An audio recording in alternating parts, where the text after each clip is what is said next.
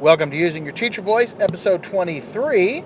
Yeah, I know it's been a while since I've been here. We've been kind of backed up with your book and everything, but now that I've got the bulk of that past me, I can get back into some of this.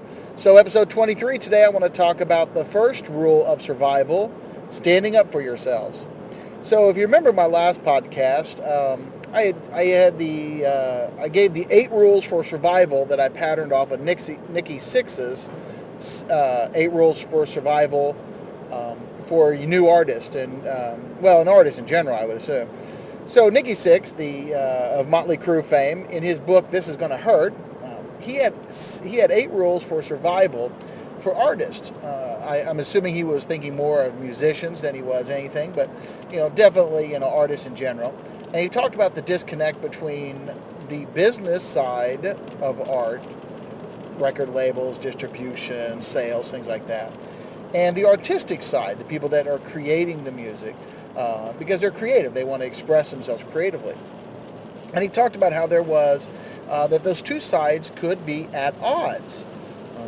Things that you do to show your creativity aren't necessarily the things that make the most money, and things that people, but then you don't do things creatively to make the money. You do them because you're expressing yourself. And so he was talking about, how to kind of balance the two and how to survive. Rule number 1, and I took these, like I said, and I patterned them and kind of reformulated them a little bit for educators. Rule number 1, all educators must stand up for themselves. Now, I've talked about this before. I've talked about how teachers need to be their own advocates. It is not uncommon for us to say that about our students, that, teachers will advocate for their students. Educators often are the people that can do the most for their students. We see them more often than not. We see them, in when they're vulnerable or when they're hurting, or we know what they, we can see when they need things. And we oftentimes, either provide that for them or find resources to help provide that for them. And so, I think it's not uncommon for teachers to advocate for students. What isn't common, though, is teachers advocating for other teachers, for the profession, for themselves. So rule number 1 is standing up for ourselves. We have to stand up for ourselves. Now, let's talk about what that really means. So there are so many pressures from the outside of education right now. Like I've talked about before, there's politicians and community leaders and parents and there's so many other people that put a lot of pressure onto educators. Part of it is meant to be driven to drive results. Part of it so that we can measure progress. Some of it may be a little more malicious. No matter what the case is, though, educators need to stand up for themselves and say, I get why you're doing this, but is there a better way we can do this? Or I see what you're trying to do. Can we do this? Going to these people and say, here's all the things you're wanting me to do. Here's the things that we can do. How can we kind of rework this a little bit to make it a little more effective for everybody? Educators, students, whatnot. Educators must stand up for themselves. Now, we do that. We have to do that because we oftentimes are the people, not only that it impacts, but that we get what it means.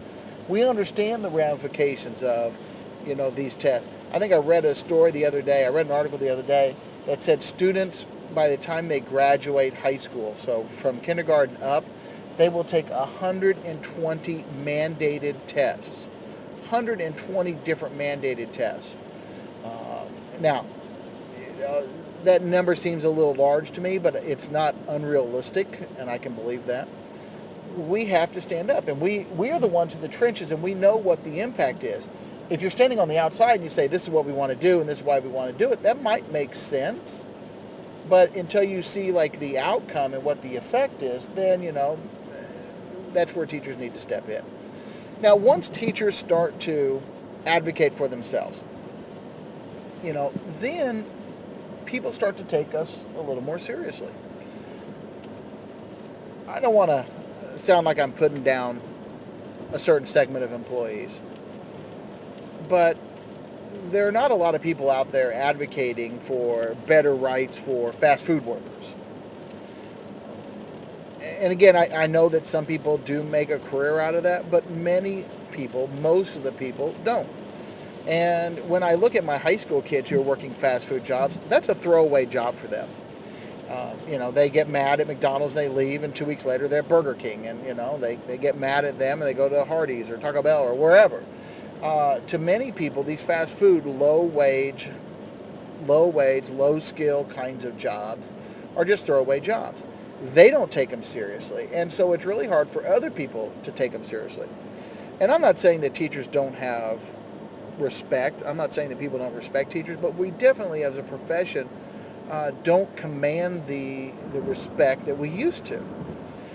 Once teachers start standing up for themselves and speaking up and saying, look, this is what I see, and this is why I see it, and this is what I think we can change and why we can change it, then it starts to allow other people to buy into what we're doing. And it gives that little bit more respect. People say, oh, look, they believe in this.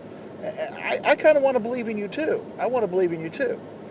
Once we can do that, once we show people that, hey, look, they're serious, we want to join in, then we start to get people on our side. We start to get stakeholders involved, parents. And again, I think this is where the first place that this starts. But parents get involved. Parents step up. When teachers, it's not just teachers complaining about whatever. Parents are complaining about it too. And now it becomes, for lack of a better word, a movement that, we gain respect, we're developing that respect, and then more people join in, and then we get more people moving the issues forward. And that really helps move the needle a lot. So looking at our profession, and looking at the need to speak up, okay, it's not just to protect ourselves. It's not just to protect ourselves. It really is a way to get more people involved. Now, let's add one more piece to this, that there's a fine line between standing up for yourselves, advocating for yourself, and what? Being self-serving, selfish, maybe a little arrogant, right? Elitist. There is a fine line, and I think that, as educators start to speak up for themselves more, we definitely need to know what that line is, and we definitely need to be cautious of that. That doesn't mean we don't address the issues, but it definitely means that we're very aware of how we address the issue and how we bring those things to people's attention. So, rule number 1, stand up for yourself, speak up for yourself, advocate for yourself. Next week, rule number 2.